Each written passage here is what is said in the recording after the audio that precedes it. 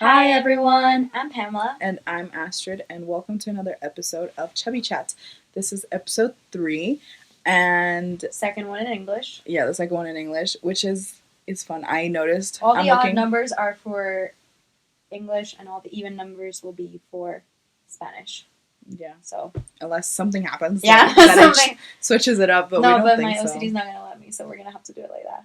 Yeah, but I was looking at our stats for the episodes because we actually didn't plan to upload an episode in English and an episode in Spanish on the same day. It just sort of happened. Yeah. And I noticed that we're doing much better in English than we are in Spanish. Yeah, I mean, bigger audience. Yeah, but it's fun. I mean, I've gotten a lot of feedback, positive feedback from our friends and family, which is so thank you so sweet. much. Yeah, thank you everyone for listening.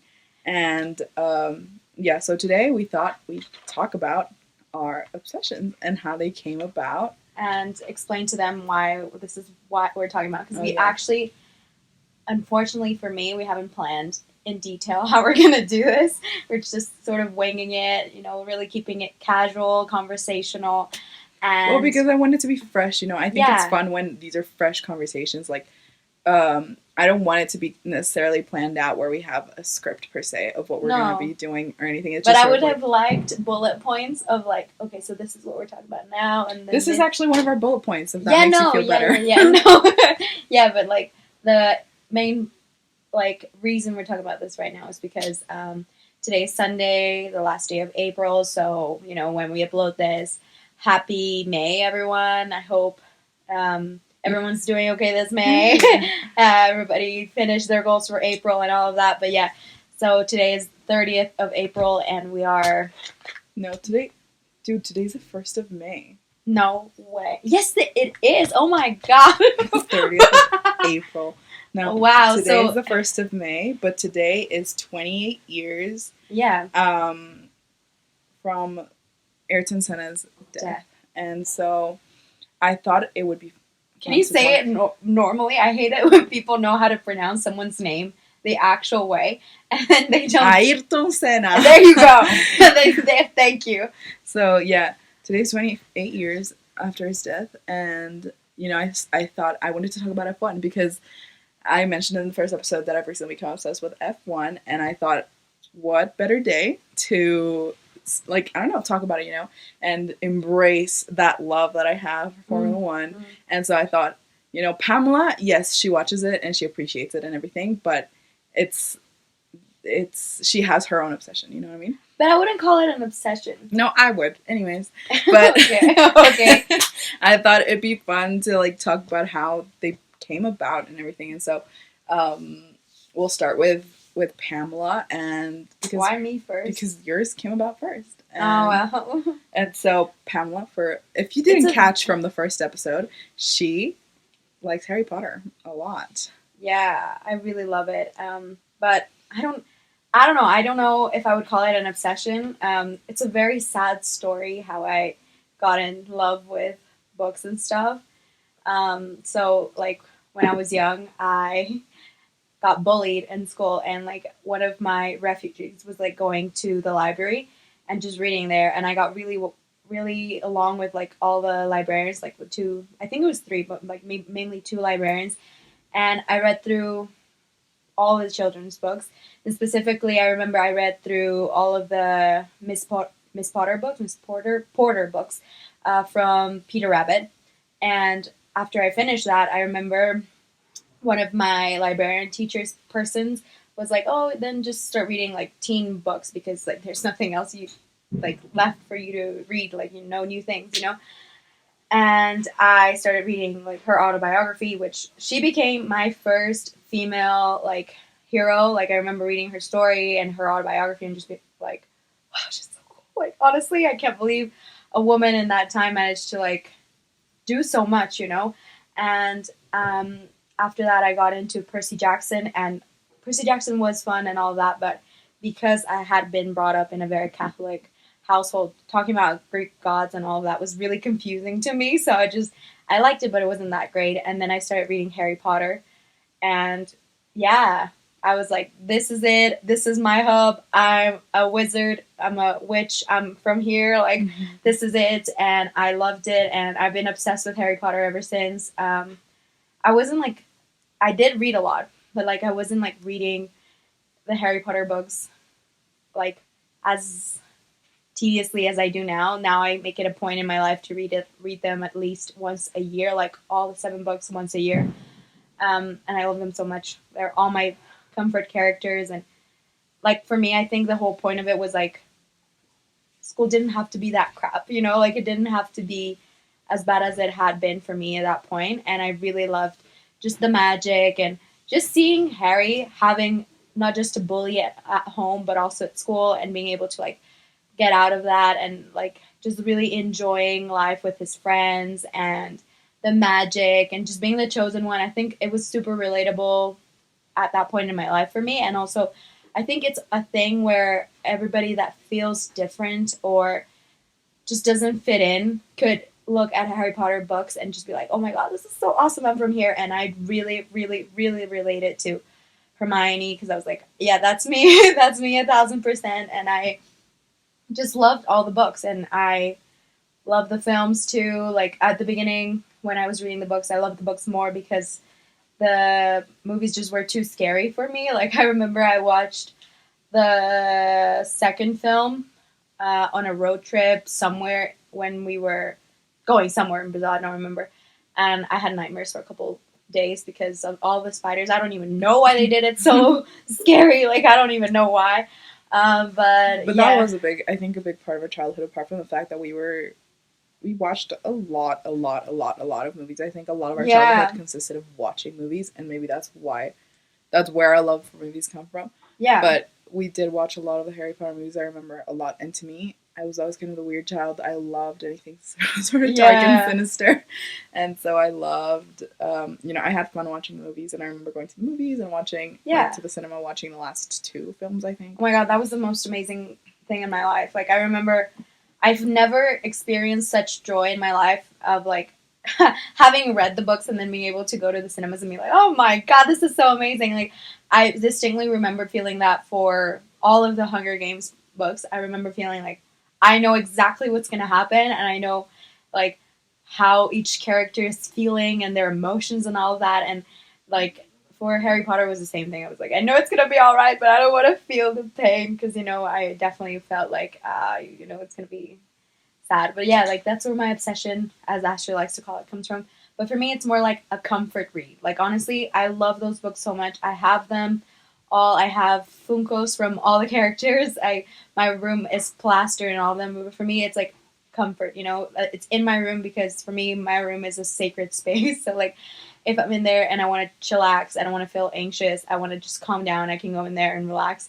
And when I look at those characters, I'm like, oh, they would fight for me, Like if I was in trouble and I knew them and they were real, like we would get along and they'd fight for me. So like that's why I love Harry Potter so much. But yeah, like it's fun and actually one of my coping mechanisms for when I'm like really really anxious is like rereading certain bits of books because I think like this is an anxious thing trait. I don't even know how to describe it, but I read it somewhere like anxious people like to watch or rewatch or reread or redo activities because they know like the patterns there, like there's nothing new there, so there's nothing that you need to prepare for. So like that's something I do often with the book. So yeah, that's where my obsession comes from. And then last year, I think it was, Pamela, well, for quite a while, she begged me to read the books. My whole family, but nobody listens to me. I But know I'm I not a have good taste.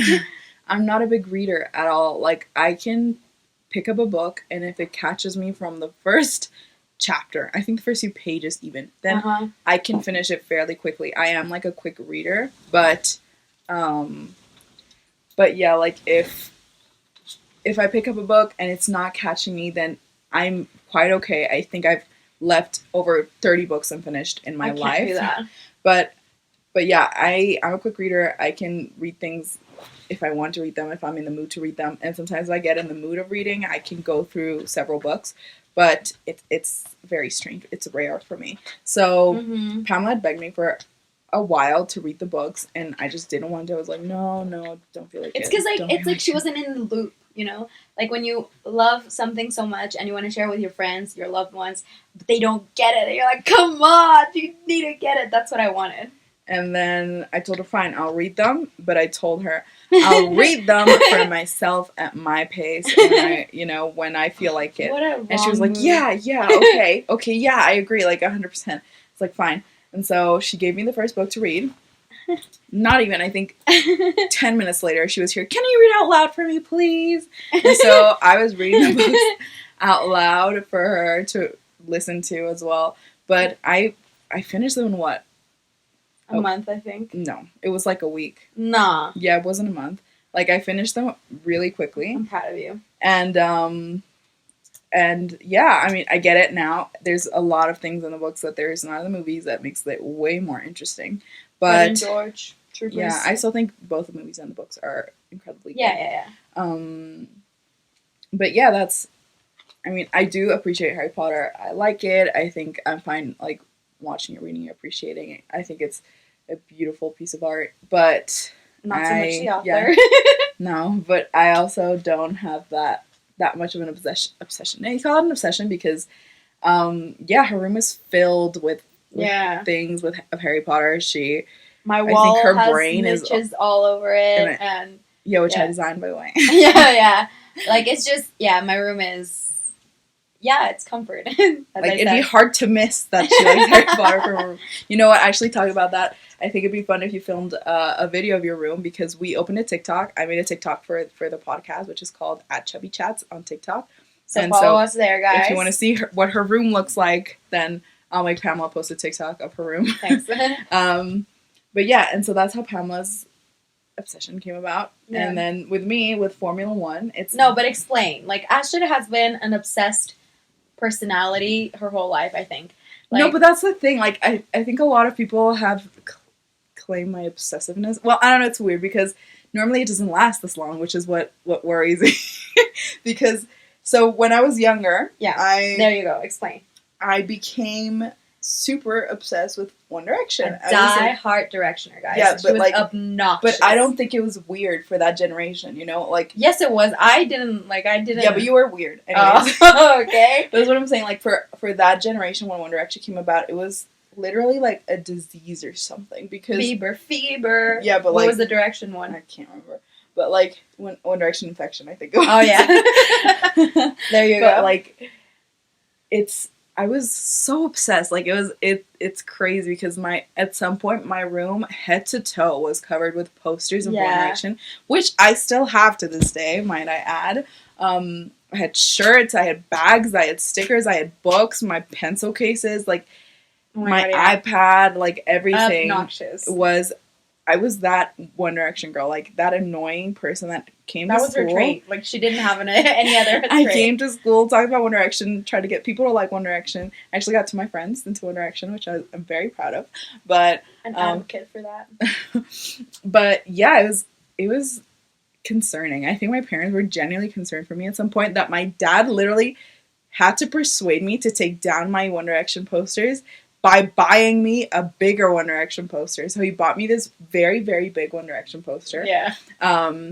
And he was like, okay, I'll buy it for you if you take down all of your other posters. And I was like, yeah, okay, sure. And so he bought me this massive poster, and I hung it up in my room. I very sadly took down, not all of them, just I think 80% of the posters I had hung up in my room. I wish I had a picture of what my room looked like, because it's very intense. It was intense. And creepy too. Yeah, but slowly I started toning it down a lot. I still love One Direction. I still listen to One Direction and love Harry Styles and Tom. The fact that they are, like, the myth that they're no longer together is a myth in this household. We don't talk about Bruno in this household. Yeah, but since there, I think I've had that little obsessive character in me. And so every once in a while, I'll fall in love with characters or actors and actresses, and then it'll carry on for a couple of weeks intensely. So I think I've had that with Draco. I've had that with Harry Styles. I've had that with Timothée Chalamet. I think was one that lasted a long time. time. But I think it's still there, you know? But yeah, like, it still is. But I've managed to tone it down, you see. yeah. And I don't think I've ever taken And it. I love taking responsibility for that because I told Astrid to go watch Call Me By Your Name. Yeah. Because I had read the book and I was like, this is a good, sexy book. And I was bawling my eyes out after the movie. But anyways, I've managed to tone all these obsessions down.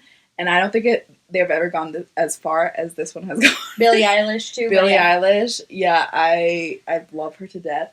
But this is the thing. I've managed to take a hold of these and rein them into my heart. So they're like regular obsessions. I can control them, you know. Yeah, which makes it so hard to buy presents for her. By the way, like imagine her having all of these different things. Like for me, I think I'm an easy. I think it makes it easier. No. For me, I feel like you can just easily buy me anything Harry Potter. It doesn't even have to be quality, and I will like it. And then for you, it's like okay, I don't even freaking know. Like I have options. It's all of the and I'm like, oh, if you just liked one thing, it'd be easy because then I can just target my brain into that. But no.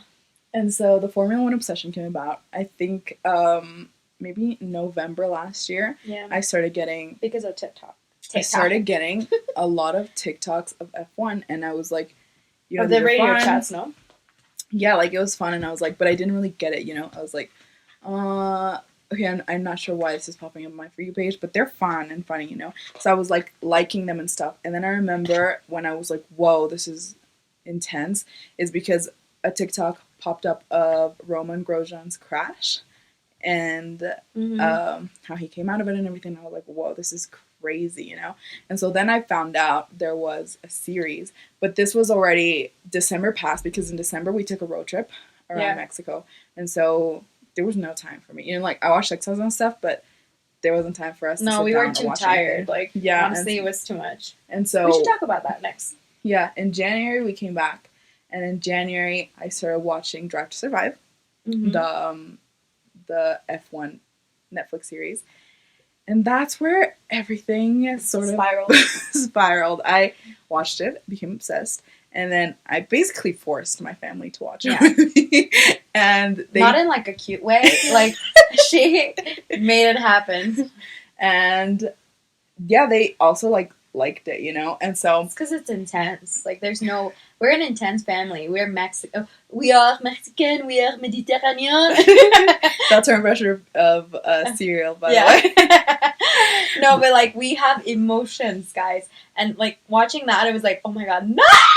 Yeah, it was really intense. And so after I watched Drive to Survive, which I finished so quickly, I started watching YouTube videos, interviews, races, following everyone for literally 24 hours. And for 24 hours a day, my brain was Formula 1, Formula 1, Formula 1. Like my search histories, my Instagram, like search things and everything was Formula 1. She became the resident expert on Formula 1. Like, we asked one thing and she was like, yeah, no, this, and that, and da-da-da-da-da. And she somehow, like, if she put this much effort into her schoolwork, she'd be a genius. But somehow, from not knowing anything, she was like, this is how the cars are made, the tracks are made this way, and the points are like this and like that. Like, honestly, it's such a complicated thing that I feel like my brain's still processing it. But no, Ashley was like, yeah, da. Yeah, but so I remember sending like audios to my best friend, where I was literally telling her, I was like, no, dude, this is kind of concerning, because I'm not kidding you. Like, my brain 24 hours a day is thinking of Formula 1. I wake up thinking Formula 1. I go to sleep thinking Formula 1. Like, during the day, my brain is Formula 1. And I was like, this is crazy. And so, you know, I was like, sure, this is another one of my obsessions, and it'll fade away soon. I'll be able to control it. And holy crap, dude, the amount of money I've spent on buying. I've got 4 so far. I have 4 Formula 1 hats, which we're looking at right now. I have a Ferrari one, I have a Checo Perez one, a Max Verstappen one, and then a Mercedes one. And then I bought a Ferrari leather jacket. Yeah, oh my god, guys. It's so cool. It's so cool, but it has Kimi Räikkönen's name engraved on it. And then engraved, like, yeah. And then I have embroidered, there you go. And then I got a shirt made of Formula 1, and then I bought another shirt at a thrift store, and then I bought 2 shirts for my sister and my dad, And then I... Also because, you need to tell them about what we're doing later on this year. Oh my god, guys, you will not believe it! This is how far her obsession has gone. How she has pulled us in to this obsession. Okay. We are a family that goes all in or nothing at all. Okay, so like not even 2 days into my obsession, I was like, okay, I need to figure out how I can get into one of these races and see this in person. And so I started looking at prices and stuff, and I was like, holy crap, this is for rich people. There's no way in hell, like, I'm never going to one of these. And so I got really bummed out because I was like, I really hope we could go to a race, but like, it's just not gonna happen. We don't have that amount of money. And so I was like, I had accepted, not really, but kind of accepted the fact that we weren't going to go. And, like, I had even told my friends, I was like, no, there's no way I'm going. Like, no, you know. But there was that part of me that I was like, no, there has to be a way. There has to be a way. There has to be a way. And so then I found myself several weeks, like trying to look into, like, what were the cheapest tickets that we could get to go to the Grand Prix here in Mexico. And I found the cheapest tickets to the Grand Prix. And so you had me there with my mother, like waiting for the tickets to come out. I think 3 days we were there for the pre-sale, no? Yeah, because there was a bunch of pre-sales dates, and so we were there for all pre-sale dates trying to get the tickets. And I was also trying to like not get my hopes too high because I saw that the demand was so You always high. say that, but somehow it always works out for you. Well, who knows? Who knows, you know? Jesus on your side. Yeah. And so I was trying not to get my hopes too high because for like 3 days we couldn't get tickets, and I was like, oh my god, this is not gonna happen. Yeah, I was like, it's not gonna happen. Don't get disappointed. It's okay, you know? And so I was like, yeah, it's not gonna happen. And so then I think the final pre-sale date, like I sat there with my mom. We had 3 devices open. I had my iPad, my computer, and my phone, and my mom had her iPad. And you had my computer too. Yes, so it was more than 3 devices. And we, as soon as the things came out, we logged in. We actually had to go in queue, I think, for the tickets. And we were waiting, and then my mom's iPad was like, ping! We found 3 tickets. And I was like, oh my god, this can't be. And so... Explain who the third person is. My dad. So my sister, me, and my dad are gonna go. We got tickets. We got tickets for, the 3 days, practice, qualifying, and race day. I am so freaking excited, and I don't know, my brain cannot comprehend the fact that we're actually going, but every once in a while I tell my sister, like, I am already planning what we're going to do, what's going to happen. Oh yeah, we're not allowed to just go and enjoy it. Like, Astrid has made it very clear to my dad and me, there's a plan. We have to find a way to talk to the drivers. Yes, I was like, I don't care. Like, yes, we're going to watch the practice, we're going to watch the races, but any second we are not doing that, we are trying to find a way to get at least 1 foot close to the drivers because I just need to, Anyways, so, yeah, apart from that, you'd think, okay, so all of these things are like, I got clothing, a Formula 1 and stuff. Oh, yeah. I got keychains, I got my wallpapers and whatnot. And just last week, guys, I got a Formula 1 tattoo. Yeah. And you think, okay, so she got it in like a hidden place. It's on her back. It's on her leg. It's on her butt. On her ribs. Yeah, like you can't see it. No. It's on my arm, guys. I got a car. Okay, so, but don't you think it's like a huge ass car? I can also post a TikTok about it. You've already posted it. Yeah, and it's also on my Instagram if you want to see it. But I got an F1 tattoo on my arm, and that's why I'm saying I don't think any of my obsessions has ever gone this far. I feel like if you could have tattooed yourself when you were young and into One Direction, you would have done it. Yeah, but... I feel like when we are closer to Harry Styles, you will somehow find a way to tattoo something Harry Styles on your body. Yeah, but this is the thing. Like, I think for me personally, I know a lot of people are like that, and a lot of people aren't, and I get it. But for each their own. Yeah, but for me personally, tattoos aren't that big of a deal. Same. Like, but and then that's what I'm saying. Like, I love my F1 tattoo. Like, I love it to death. But I know a lot of people, like my dad, he chose to ignore it. To him, it doesn't exist because, like, he just doesn't get it. Like, why would I get a car tattoo on my arm? And a lot of my friends and family, they don't get it. It's fine. Like, oh my god, you spoiled your life and all that. Yeah, but I love it. I'm in love with my tattoo. I love looking at my arm and seeing my little car. Like, it's my favorite thing right now, you know? And so, to me, like, tattoos don't have to, like, have this huge meaning that when I look at it, I'm reminded of how this happened or how far I've grown in life. Like, no, to me, I look at my tattoo, I'm freaking happy. I love looking at it. I love seeing it, you know? And that's enough for me. Like, and I know that, like, the other day, one of our friends asked us, like, if somebody dared you to get something tattooed, would you do it? And I'm like, it depends on what it was, but I'm pretty sure I would, because I love the tattoos for the experiences and the memories of them. And, like, the moment, I know that when I think about it and I look back, I'm like, wow. Maybe in a few years, my obsession will tone down, and then I'll think back at the time and I'll be like, wow, I was crazy back then, you know? But I think that's the fun part. And that when I think of our first tattoos, I'm like, that was such a fun moment as a family for us to get our tattoos. Because if you don't know, guys, Pamela and I have 2 other tattoos that we have. Like, we have one of them as a family, which is a map. With, like, all the 4 of us in our family got it matching in different parts of our body, but it's the same tattoo, basically. And there's a red dot in each place we've lived. And I thought that was I love it. It's a fun memory for the family, and I love it too. Like, that's something that we share as a family. And then Pamela and I have another tattoo on our wrists, which is like camera action. And I think that's fun too, like, just to think back of the memory. And that's what I'm saying. Like, that's enough for me. Like, tattoos don't have to be this huge thing, this huge deal that you have to think of for years before getting it. Like, that's not, like, the kind of person I am. And I know that kind of gives, like, my parents a heart attack, because to them, tattoos are, like, you get one, but and I feel like the prejudice, like, for tattoos comes from, like, their age. Yeah. And also, like, in general, like, we say, like, our generation is more open, but the facts remain that, you know, unfortunately, our generation is still not the one that's in the workforce. And, you know, normally the workforce is, like, managed by people like our parents. And it is difficult, but, you know, we know it's going to be fine, because I feel like nowadays we know that your character defines you more than your shell, you know, which, you know. But yeah, to me, like, it's very aesthetically pleasing to see my tattoos.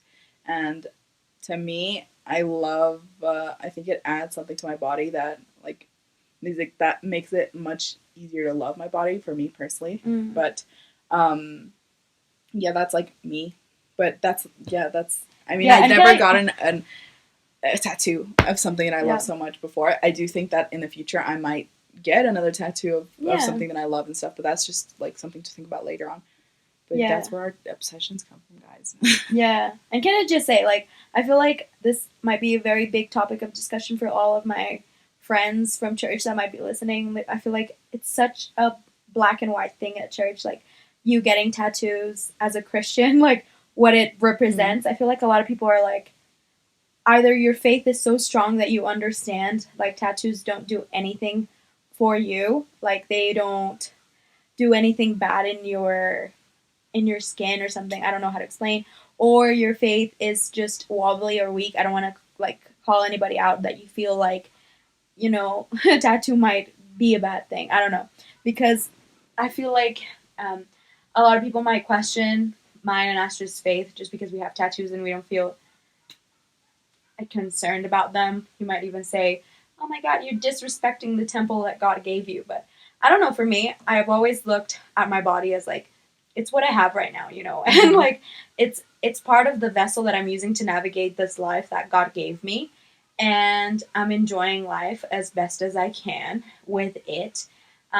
But, like, my body's gonna wither and grow old and die, and when I'm with God, I'm gonna be given a whole new celestial body. I don't even know how it's gonna be. In my head, I like to imagine that Adam and Eve, when they were in heaven, had, like, chubby bodies. So, like, I'm fine with that. So that's also something I just wanted to mention real quick. Like, you know, it has nothing to do with that, but we could have a whole other episode just talking about that. And, just putting our case forward of how we feel like that has nothing to do with your faith. Wow, so that was, like, 30 minutes of us talking about our obsession.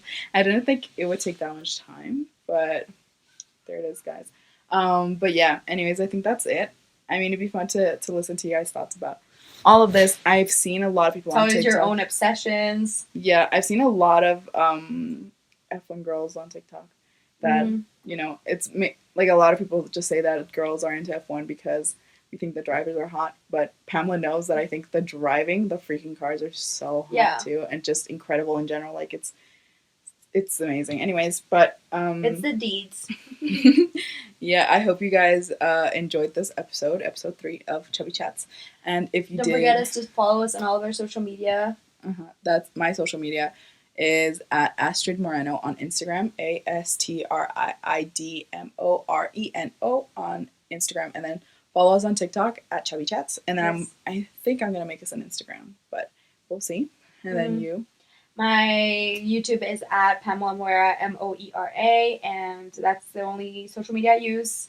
But do follow us on our social media, Chubby Chats, TikTok, Instagram, all of that. And you can DM us wherever if you have any suggestions or if you just want to have a chat, whatever you'd like. And so yeah, we're gonna be posting on Mondays and Fridays.